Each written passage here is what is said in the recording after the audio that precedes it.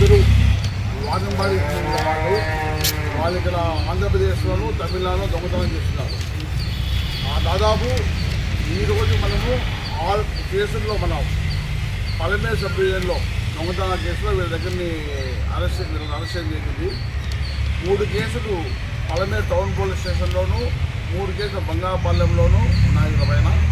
ఇవి కాకుండా 6 కేసులు తమిళనాడులో ఉన్నాయి. మొత్తం 12 కేసులకు సంబంధించి ఈ ముద్దాయిలు కంప్లీట్ చేయడం జరిగింది. మన 6 కేసులకు సంబంధించి ప్రాపర్టీ సీజ్ చేయడం జరిగింది. 6 కేసులకు సంబంధించి 182 గ్రాముల గోల్డ్, 320 గ్రాముల వెండి, క్రైమ్కి ఉపయోగించిన కారు, తర్వాత స్కూటీ కూడా సీజ్ చేయడం జరిగింది.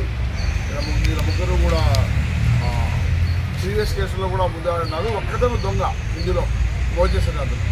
మిగిలిన వాళ్ళ ఇద్దరు విఘ్నేష్ అండ్ మృగన్ అతను చేసిన దొంగతనం చేసిన ప్రాపర్టీని అమ్మిస్తారు షాప్కి వెళ్ళి.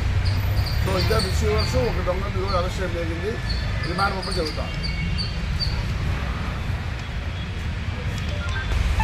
ఈ దానికి సంబంధించి Bangapalem CI and Prasad SI మా క్రైమ్ పార్టీ అందరూ కూడా సమయంగా వర్క్ చేసి ఈ దాన్ని సక్సెస్ఫుల్గా ముద్దాయిని పట్టుకునే అందరినీ అభినందిస్తున్నాం.